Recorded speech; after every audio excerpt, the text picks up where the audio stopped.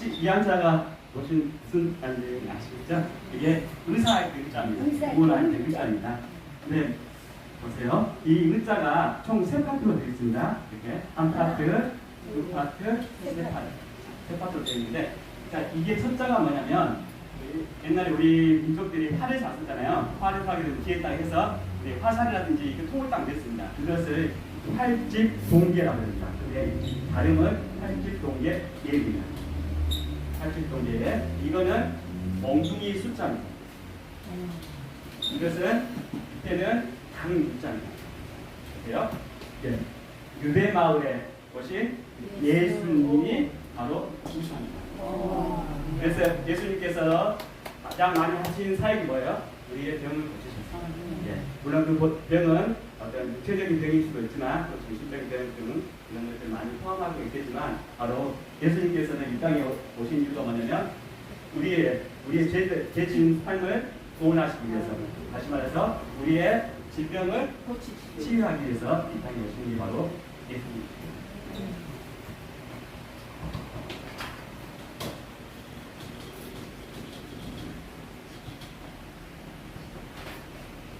자, 그럼 오늘 말씀은 창세기 1장 3절에 보면 같이 한번 보시겠습니다.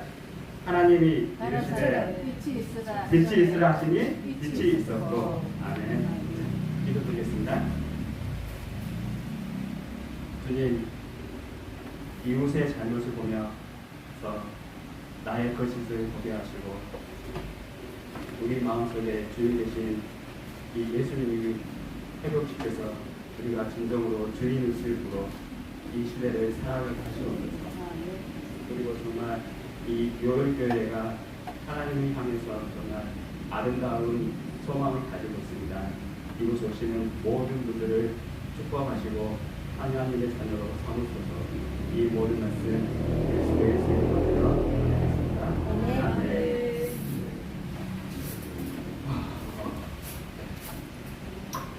먼저 재미난 얘기 좀 한번 해볼까요? 어떤 조용한 연못에 앞을 보지 못하는 7마리 생쥐 형제가 살고 있었습니다. 어느 날 배 생명체가 연못에 등장을 했어요. 깜짝 놀랐겠죠? 모두들 깜짝 놀라서 집으로 돌아왔습니다. 막 이렇게 서로 얘기하면서 도대체 이게 뭐냐 이렇게 하면서 했는데 결정한 게 우리가 날이 새면 한 사람씩 나가서 우리가 한번 뭔지 알아보자. 그 다음에 첫째 날이었습니다. 아무래도 이런 상황에서 누가 나올까요? 그래서 가장 용감한 녀석이 나오겠죠. 용감한 녀석이 나와서 이제 조심스럽게 그 생체 가서 알아봤는데, 그러니까 자기가 알아봤더니 거대한 기둥처럼 느껴졌습니다. 견고한 기둥처럼 느껴졌습니다. 돌아와서 내가 알아봤더니 견고한 기둥이었어. 그러니까 다른 형제들이 들으면서 견고한 기둥? 다 동의했을까요? 좀 가뿐했겠죠. 이제 두 번째 날이 됐습니다. 두 번째 날이 됐더니 이제 조금 이제 모험심이 강한 친구가 내가 두 번째로 나갔다 올게 하고 딱 가서 그랬더니 그 친구가 알아봤더니 걔는 날카로운 창이라고 그랬습니다. 우리가 알아봤더니 아주 날카로운 창이었어. 그러니까 또 다른 형제들이 동의를 했을까요? 그래? 날카로운 창? 나는 아닌 것 같은데? 이런 했겠죠. 일단 첫 번째 왔던 형제하고 말이 좀 달라졌잖아요. 세 번째 날은 날렵한 녀석이 갔습니다.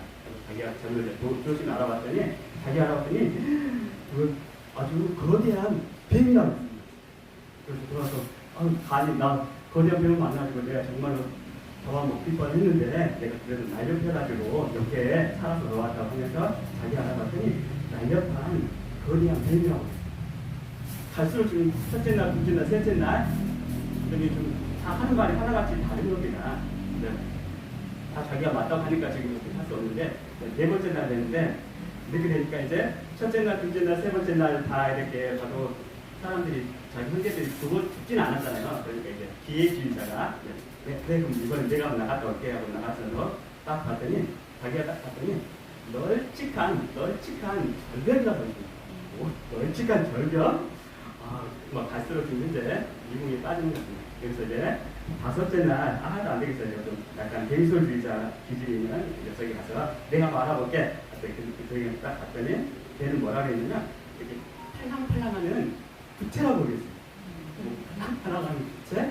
도대체 뭘까요? 그래서 이제 여섯 번째 날은요, 그동안 이제 쭉 이렇게 팔짱 끼고 관망하고 있던 그런 녀석이 나와서 이제 여섯 번째 날에는 알고 봤더니 걔는 튼튼한 밧줄이라고 합니다. 튼튼한 밧줄. 근데 이제 여섯 명이나, 일곱 명 중에 여섯 명 나왔는데 하나씩 다 다른 거예요. 그래서 언쟁이 많이 붙었겠죠. 내 말이 맞다, 네 말이 맞다, 막 하면서 언쟁이 많이 붙었는데, 이렇게 이제 가장 똘똘한 놈이 다 그 자기 형제들이 듣는 말을 들어보고 나서, 아, 어떻게 해야 되겠다는 생각이 들어서 이제 마지막 일곱째 날이 가장 똘똘한 놈이 가서 차분하게 아래에서부터 위에까지 가고, 이쪽 끝에서부터 저쪽 끝에서까지 다 가봤더니 자기 앞에 왔던 형제들이 했던 말이 다 맞았어요. 근데 그게 어떻게 맞았을까요? 부분적으로 맞았어요. 전체를 다 통합하면 어떻게 될까요? 과연 이 배 생명체는 무엇이었을까요? 어떤 것은 뭐 거대한 기둥이다, 어떤 것은 뭐 탈랑이는 부채다, 어떤 것은 뭐 뾰족한 창이다, 뭐 어떤 것은 거대한 뱀이다, 널찍한 절벽이다 등등 했는데, 과연 이 배 생명체는 무엇이었을까요? 바로 이 배 생명체는 코끼리였습니다. 코끼리? 예, 그래서 또 코끼리의 상아를 만들었던 친구는 뭐를 알고 있을까요? 뾰족한 창이다. 그다음 코끼리의 꼬리를 만들었던 것은 튼튼한 밧줄이다. 그리고 코끼리의 다리를 만들었던 친구는 그 견고한 기둥이다. 이렇게 다 하나같이 서로 이렇게 말을 한 거예요. 그때 이제 그러고 나서 이제 했더니 그제서야 이제 또 다른 형님들이 그런가 하고 가서 이제 가서 다 걔네들을 했더니 역시나 말한 것처럼 얘는 전체적으로 봤을 때는 코끼리였습니다.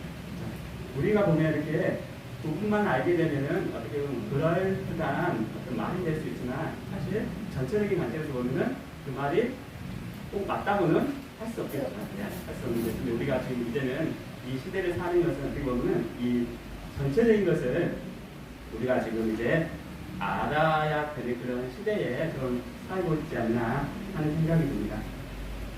그래서 제가 오늘 조금 말씀드린 것은 좀 새로운 개념이 좀 있습니다.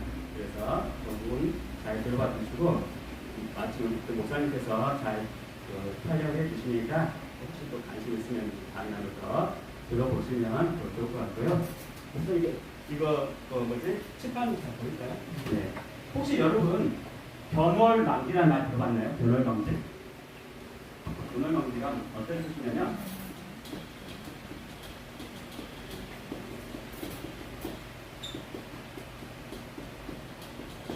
뭐냐면 달을 바라는 겁니다. 이 달을 가리키는 손을 보지 말고 이 달을 가리키는 손을 보고, 이 달이 가리키는, 우리가 보면 이제 막 이렇게 우리가 말을 하지만 우리는 누구를 봐야 돼요? 예수님을 가리키는 거잖아요. 우리 이제 뭐를 이제 예수님이라고 이제 표현하는데, 다른 것은 그런 게 아니라 우리가 정말 이 시대에 중요한 것은 우리의 주인 되시는 이 예수님을 바라보는 건데, 물론 이것은 이제 학계 해석을 보고 변월망이라는 말이 있습니다. 그래서 제가 지금부터 이렇게 드릴 말씀은 좀 이런 측면에서 좀 들어봐 주시면 좋을 것 같고요. 저는 사실 교만하고 부족한 자입니다. 제가 하는 말이 다 맞다고는 할 수 없겠죠. 그렇지만 제가 무엇을 말하고 싶어 하는지는 그런 의미에서 좀 들어주시면 좀 더 유익한 시간이 되지 않을까 싶습니다.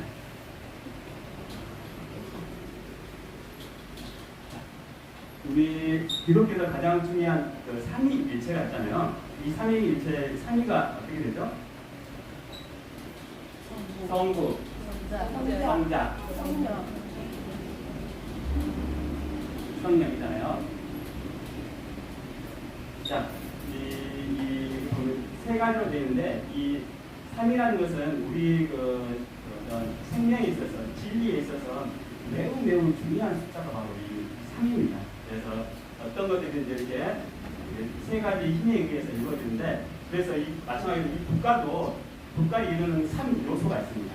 자, 먼저 우리 같은 국민이 있어야겠죠. 우리 같은 국민이 있어야 됩니다. 그 다음에 우리 국민이 살 수 있는 땅, 영토, 그러니까 이게 맞습니다. 가장 중요하다고 할 수 있는 주권입니다. 그래서 이게 보면은 이렇게 예, 맞습니다.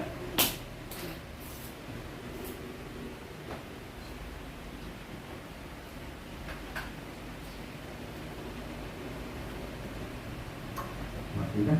이렇게 되는데 오늘은 이 국민 영토 주권에 대해서 한번 그 말의 힘과 결국에서 제가 말씀드릴 텐데 그 전에요. 조금 있는데 한번 들어보세요. 이 말이라는 것은 어떤 특징을 가지고 있냐면 제가 이렇게 말을 하잖아요. 말을 하면 이것을 이제 어떤 표현하기 위해서 기호로서 표현하잖아요. 우리가 쓰는 기호는 훈민정음이라는 기호를 쓰잖아요. 처음에는 창제하실 때는 28자를 창제하셨지만 지금 우리가 26자의 그런 훈민정음 지금 한글화가 있는데 이 기호로서 말을 나타냅니다. 물론 말할 때 하지만 그래서 이 언어에는 기호성이라는 게 있습니다. 기호로 나타난다. 그 다음에 그럼 이 의미하고 그 다음에 어떤 기호가 결합할 때 현재 언어학에서는 임의적으로 결합한다고 합니다. 임의적으로 어떤 특별한 이유가 있어서 결합하는 게 아니라 얘가 펜이잖아요. 이거 그냥 어떤 의미가 있어서 펜이라는 게 아니라 그냥 펜이랑 한 겁니다. 그런데 이것을 이제 좀 거기서 좀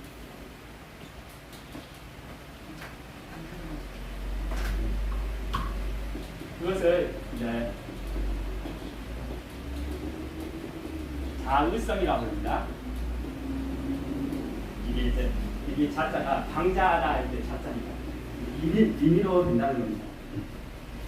근데 만약에 이게 사실 저는 이것에 대한 의문을 품었는데 왜 의문을 품었냐면 우리가 오늘 읽었던 하나님이 이르시되 빛이 있으라 하시니 빛이 있었고 있잖아요. 근데 자 보세요.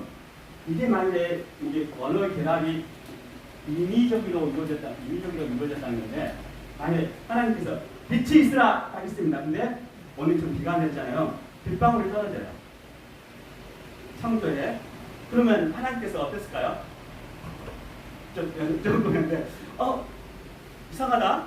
나는 저것을 창조하고 싶지 않고 우리가 지금 말하는 빛을 창조하고 싶었는데 빛이 있으라 했는데 빗방울이 떨어집니다. 그럼 하나님께서는 머리를 끄적이면서 이게 아닌데 그러지 않았을까요? 근데 상대기 1장 3절은 빛이 있으라 하시니 뭐가 있었어요? 빛이 있었어요. 즉 하나님께서 본인이 창조하고 싶은 그게 바로 이 세상에 드러났던 거죠.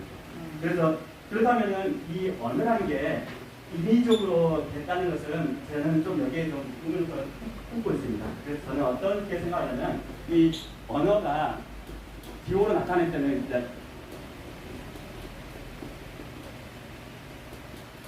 저는 그래서 이것을 자연성이라는 말로 한번 붙여봤습니다. 그래서 언어가 기호로 나타내는 것은 임의적으로 나타내는 게 아니라 반드시 의미적이라는 거죠.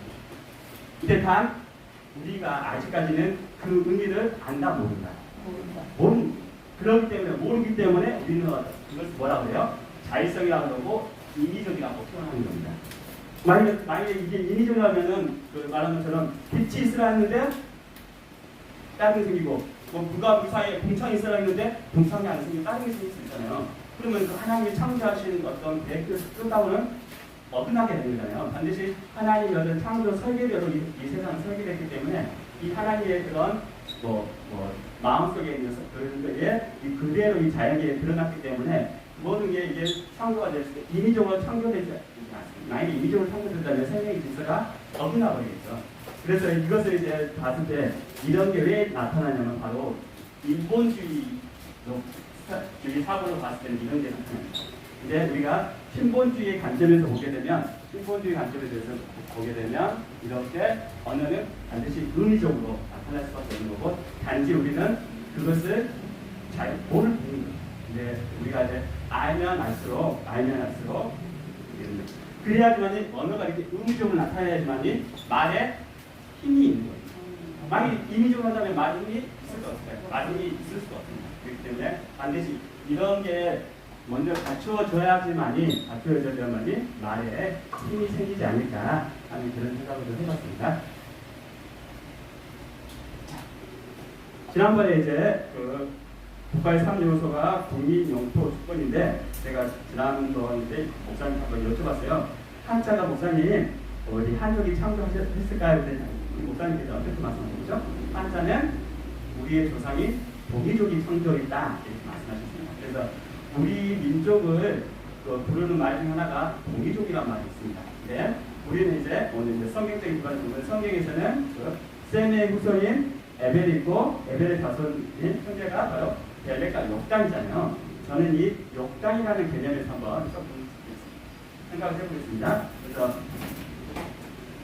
이 욕당인데 영어 성경의 욕당을 이렇게 써놨습니다. J-O-K-T-A-N 이렇게 해서 욕당이라고 뭐 발음은 좀 우리 발음하고 좀 다를 수는 있겠죠. 이렇게 써놨는데 저는 여기서 문득 어떤 생각이 들냐면 이것을 한번 이렇게 한번 써봤습니다.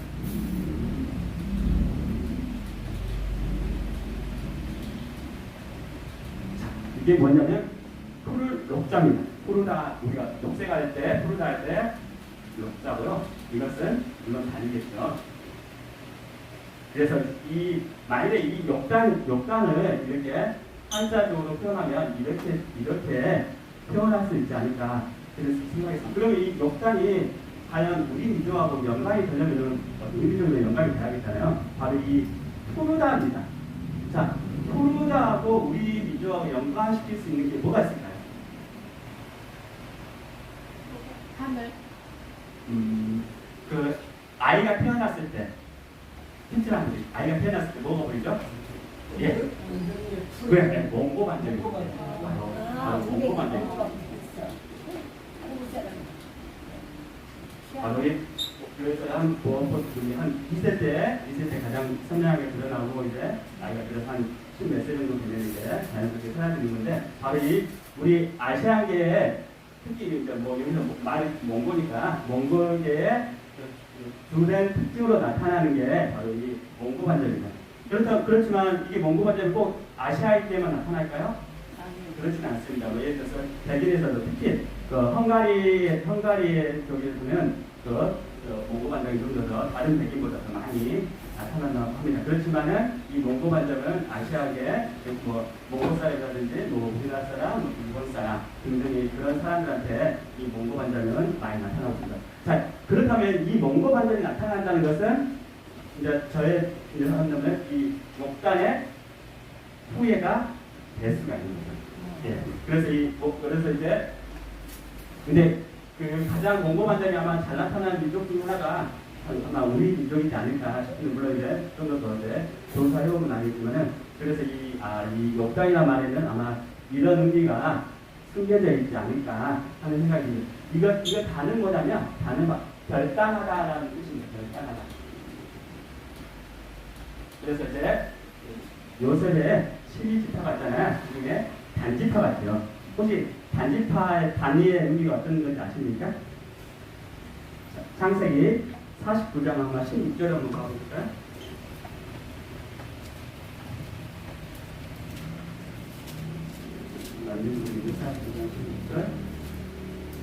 나는 이스라엘의 한 지파가 그 백성을 심판하리로다. 네.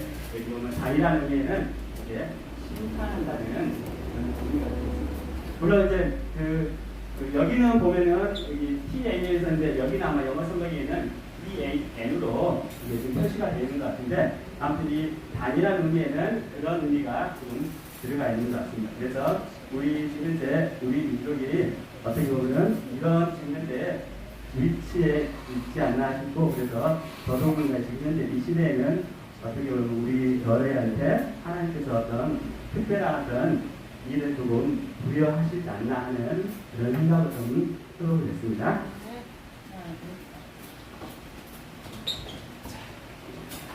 그리고 이제 두 번째가 국민 다음에 뭐죠? 영토잖아요. 영토인데 우리가 사는 이곳을 우리가 흔히 뭐라고 부르죠? 한반도라고 부릅니다. 한반도라고 부르는데 그게 영어로는 코리안 페닌슐라입니다. 이 페닌슐라가 어떻게 되냐면 이게 이제 일본이 우리보다 더 먼저 그 서양 공부를 받아들였잖아요. 그래서 이제 일본에 의해서 이 말들이 이제 번역이 되는데 일본 사람들은 이 말을 뭐라고 부르냐면 반도라고 번역했습니다. 반도라고 해서 자, 일본이 섬나라잖아요. 일본이 섬나라이기 때문에 그네들의 사상에서는 이 섬이라는 거에 딱 자리를 잡은 것 같아요. 그래서 이제 직역을 하면 반쪽이 섬이다. 네, 이런 뜻을 가지고 있습니다. 만일에 이것을 페니슐라를 우리나라 사람이 번역했다면 과연 우리나라 사람이 이것을 반도라고 번역했을까요? 네, 저는 반도라고는 어떻게 번역했지 모르겠지만 저는 반도라고는 번역하지는 않았을 거라고 합니다. 그래서 여기 이 지난번에 제가 영어 알파벳 C는 우리말의 씨앗하고 좀 비슷하다고 했잖아요. 그래서 C로 시작되는 그런 말에는 그런 의미가 좀 많이 포함되어 있다고 했는데 알파벳 이 P는 어떤 의미가 있냐면 우리말에 뾰족하다, 그 다음에 삐져나오다 이런 의미가 좀 P에는 많이 포함되어 있습니다. 그래서 페니슐라도 그런 의미로 뾰족하게 삐져나오다 그런 의미가 있고 우리가 이걸 뭐죠? 이게 영어로 펜이잖아요. 펜은 이거 뭐예요? 뾰족하죠? 예. 이런 것처럼 이게 영어로 P로 시작하는 단어들은 이런 의미들을 조금 많이 그렇게 좀 포함하고 있습니다. 그래서 우리가 지금 현재 사는 데가 이 한반도인데 저는 이제 그 말이 오늘 한 게 말의 힘이잖아요. 말의 힘이고 그런데 우리가 이게 반도 그러면 이 반은 보세요. 우리가 한반도 반자를 쓰게 되면 우리 민족의 기상이 확장이 될까요? 아니면 축소가 될까요? 축소. 네, 맞습니다. 우리가 이렇게 한반도라는 말을 하게 되면 이 말이 갖고 힘에 의해서 우리 민족의 기상이 축소가 됩니다. 자, 그럼 우리가 이 한반도라는 말을 계속 써야 될까요? 쓰면 안 네. 됩니다. 그래서 저도 그래서 이제 그런 생각인데, 그럼 우리가 이제 어떤 말을 써야 되냐 생각인데, 여기 포항에 보면 호미곶이라는 곳이 있습니다. 호미곶, 우리말에 곶이 있는데 이 곶이 바다에서 이렇게 쭉 이렇게 뻗어나와 이것을 곶이라고 합니다. 이것은 이제 좁게 뻗어나와 있기 때문에 이것은 이제 상당히 이건 크게 뻗어나기 때문에 이것을 이제 곶이라는 한 단어로 표현하기는 조금 구별할 필요가 있잖아요. 그리고 또한 이제 우리가 대한민국을 하기 때문에 이제 제가 어떤 생각이 들었냐면 우리 그 지리학에서 제가 봤을 때 가장 위대한 업적을 남기신 분이 한 분 계십니다. 조선시대 말에 시학자인데 바로 김종호라는 보산자 김종호라는 그분이 어떤 지도를 제작했죠? 그분이 제작한 게 대동문입니다. 대동문. 그리고 자 여기서 이 대동이라는 것은 바로 대한민국을 뜻합니다. 대한민국을 뜻해서 그래서 이제 저는 이제 이 한반도라는 말 대신에 저는 어떤 말을 쓰고 싶냐면 이렇게 대동고시라는 말을 쓰고 싶은데 물론 고자를 뜻하는 한자도 있습니다. 한자도 있는데 이런 한자도 있긴 하지만 대동고시라고 자 대동고 하면은 또 기사가 어떻게 됩니까? 네, 펼쳐지게 됩니다. 그래서 우리가 이제는 그 말을 쓸 때도 우리가 이제 이런 한반도라는 어떤 우리의 기상을 축소시키는 이런 말보다는 대동고시라는 이런 말로서 우리 민족의 어떤 기상을 펼치는 그런 용어를 조금 앞으로 써봤으면 어떨까 하는 생각이 듭니다.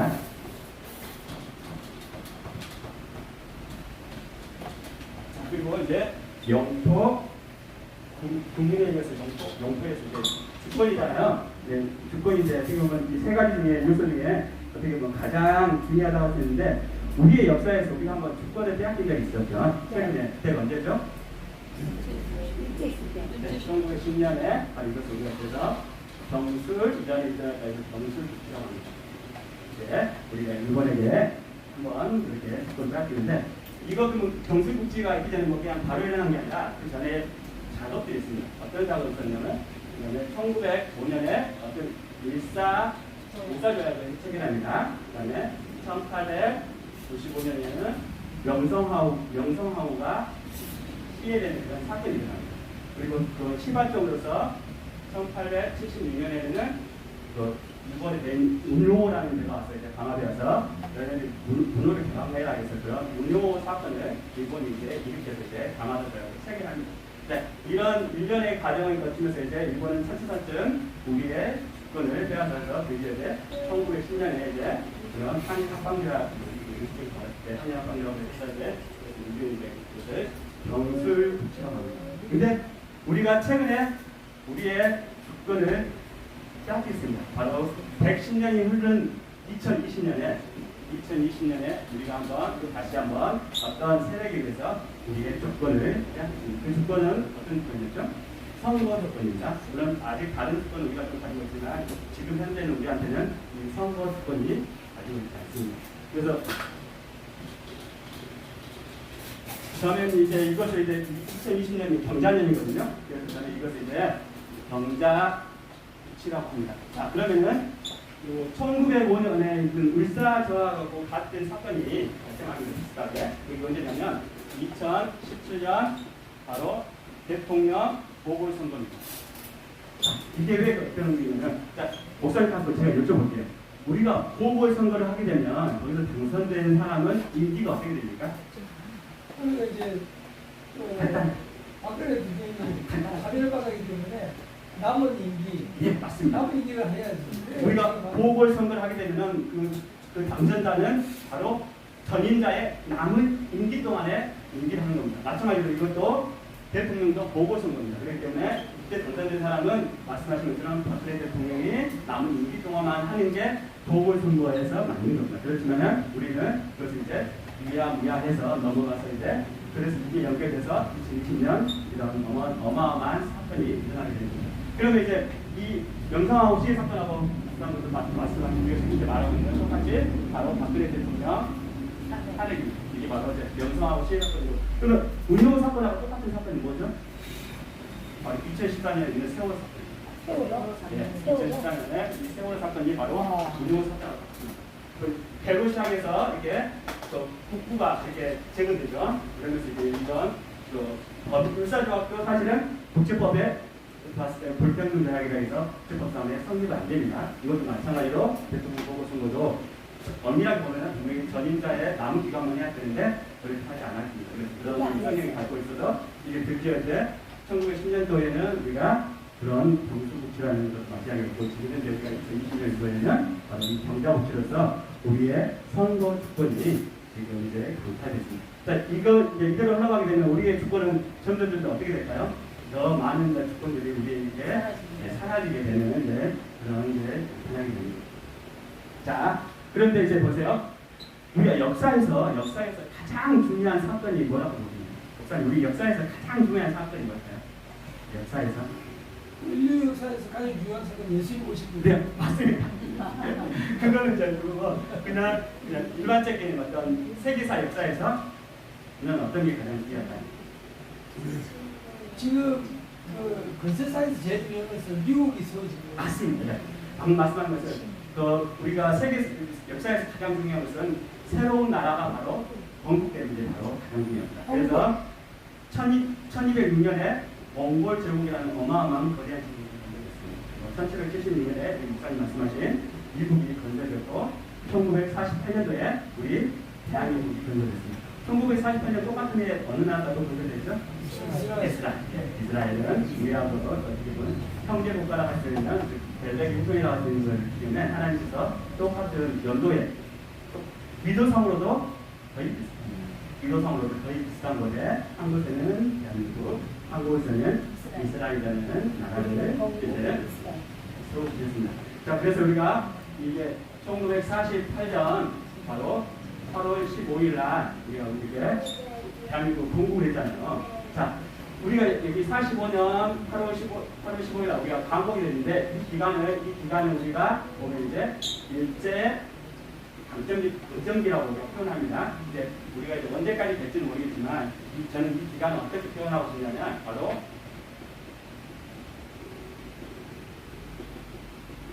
매세 강점기라고 표현합니다. 이것은 왜곡하다고 했자고 이건 유세하다 할때 씁니다. 그래서 지금처럼 가짜 뉴스가 많은 시대는 없습니다.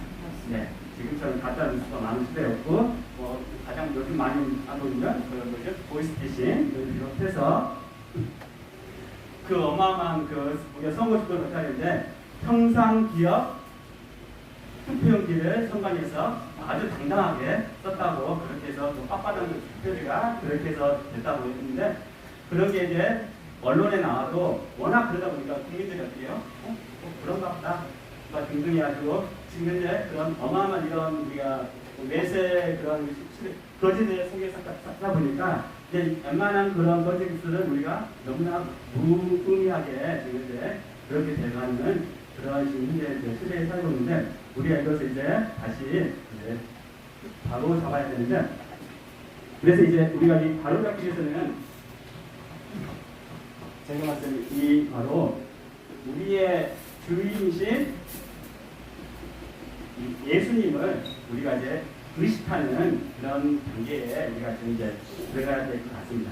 우리가 지금 이제 주권을 사실 빼앗겠지만 사실 또 다르게 보면 우리가 주권을 차 버렸는지도 모릅니다. 다시 말해서 우리가 우리의 주인인 예수 그리스도를 버려버렸기 때문에 당연히 이제 그렇게 됩니다. 자, 우리가 건강을 관리하지 않으면 우리 몸은 어떻게 돼요? 당연히 망가지게 되어 있습니다. 그리고 이제 더 심하게 되면 이제 질병이 나는 그런 것에 있는데 마찬가지로 우리가 우리의 주인인 이 예수 그리스도를 우리가 지키지 않았기 때문에 우리는 그 질병으로서 현재 이런 엄청난 그런 상황을 우리가 현재 맞이하고 있는 것 같습니다. 그래서 우리가 지금 이제 이 주인 대신 예수 그리스도를 다시 한번 이렇게 나아가고 우리의 거짓을 저들의 거짓을 통해 저들만 우리가 이렇게 타락이 아니라 거짓에서 우리의 거짓을 공개하셔서 이 시대에 우리가 살아가야지만이 우리가 다시 그런 하나님의 영광된 것을 살아갈 수 있지 않을까 싶습니다.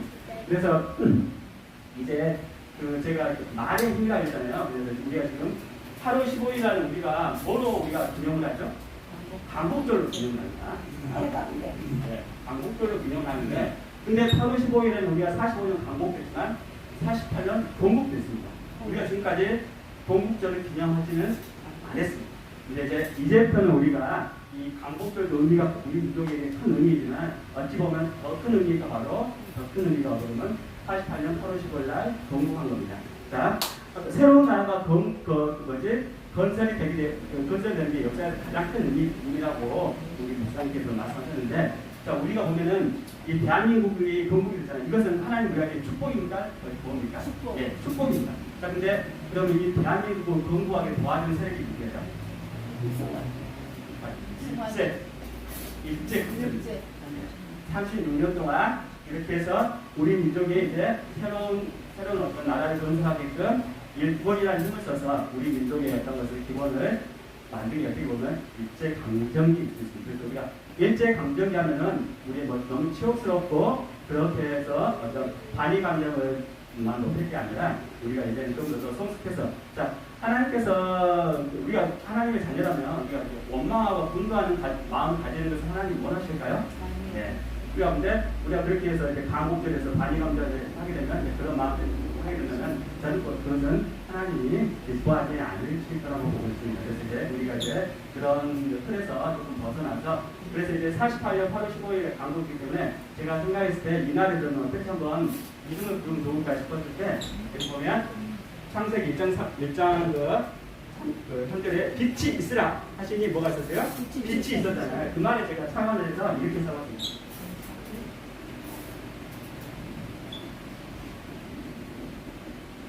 국광절. 자, 그래서 이제 이건 뭐냐면 국광이라는 것은 한 나라가 뭐예요? 빛을 발하는 거예요. 자, 이 나라가 누굴까요?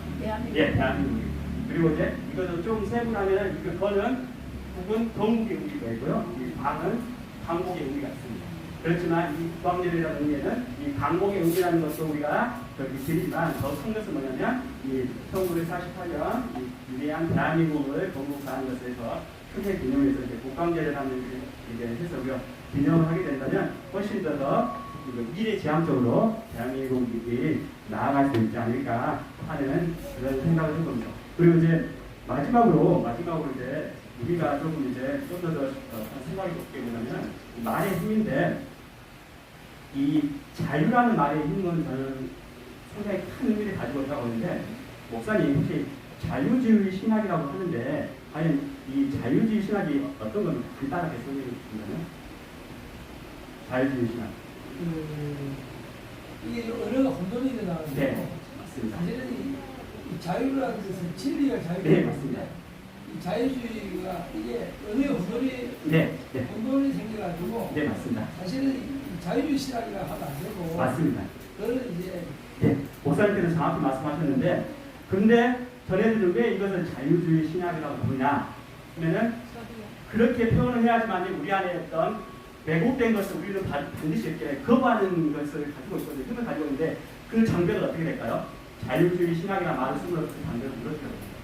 그래서 많은 사람들이 그것을 그냥 별 거부감 없이 받아들일 수 있게끔 하기 위해서 저희들이 언어 전술로서 자유주의 신학이라는 말을 쓰게 됩니다. 자, 그래서 그렇게 되면 우리가 범죄를 할 수 있어요. 그렇죠? 살다 보면 범죄를 할 수 있는데 우리가 범죄할 자유가 있을까요? 없을까요? 없죠. 네, 우리는 범죄를 할 수 있지만 범죄할 자유는 없습니다. 그런 것처럼 이 자유라는 말에는 이 범죄라는 단어하고 결코 써서는 안 됩니다. 근데 우리는 그것을 그냥 무심결에 쓸 수가 있습니다. 그만큼 그렇게 해서 그 기주관 단어를 그렇게 우리가 써버리게 되는데, 그래서 이제 보면은 베드로 가세요.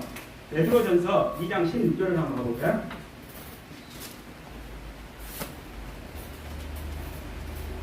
자, 2장 16절을 보면은 이런 말이 있습니다. 너희는 자유가 있으나 그 자유로 악을 가리는 데 쓰지 말고 오직 하나님의 종과 같이 하라. 예, 이런 말이 있습니다. 그래서 우리가 그렇게 해서 교묘하게 이 자유란 말을 악을 가리는 데 지금 저희들이 용어를 쓰므로써 그런 현재 엄청난 그런 혼란을 가져오고 있습니다. 그래서 우리는 그런 말을 이제는 우리가 결코 크리스찬으로서는 써서는 안 되는 그런 말이 되겠습니다. 그래서 하나 더 좀 더 말씀드리면 저는 그래서 우리가 성령이라는 말을 쓰면서 또 어떤 말을 쓰냐면 악령이라는 말을 씁니다. 네, 근데 제가 봤을 때는 이 영이라는 말하고는 악이라는 말하고는 같이 쓸 수가 없습니다. 네, 쓸 수가 없고 영이라는 말에는 오직 성자하고만 쓸 수가 있습니다. 그러면 이 악은 어디에 사탄은 있잖아요. 이 악은 어디에 쓸 수 있냐면 혼이라는 단어가 있습니다. 그래서 지난번에 제가 봤을 때 영혼하고 성령이 같으냐 다르냐 제가 여쭤봤잖아요. 그래서 이 혼에는 그런 의미를 우리가 쓸 수가 있습니다. 악한 혼이라는 표현을 쓸 수 있는데 악한 영이라는 표현을 우리가 어찌 보면은 써서는 안 되는 용어일 수 있습니다. 영이는 오직 왜 그러냐면 삼위일체가 뭐죠? 성부, 성자, 성령입니다. 자, 이는 다르지만 서로 하나다, 일체라는 거잖아요. 그러면 하나님하고 성령은 어떻게 돼요? 같은 거잖아요. 그럼 우리가 하나님한테 악하다는 용어를 쓸 수가 있나요? 없죠. 그럼 마찬가지로 우리가 영한테 악하다는 용어를 쓸 수가 있나요? 없을 겁니다. 그래서 우리가 이제 그런 의미에서 우리가 말을 분명하게 구분해야지만이 이 말 한마디가 내 안에 들어오게 되면 그 힘은 엄청나는 것을 지금 가지고 있습니다. 그래서 우리가 이런 것을 이제 분별하지 않는 그런 힘을 가지게 되면은 우리가 이제 이 시대에 사는 그리스도인으로서 하나님께서 기뻐하지 않으실까 생각합니다. 감사합니다.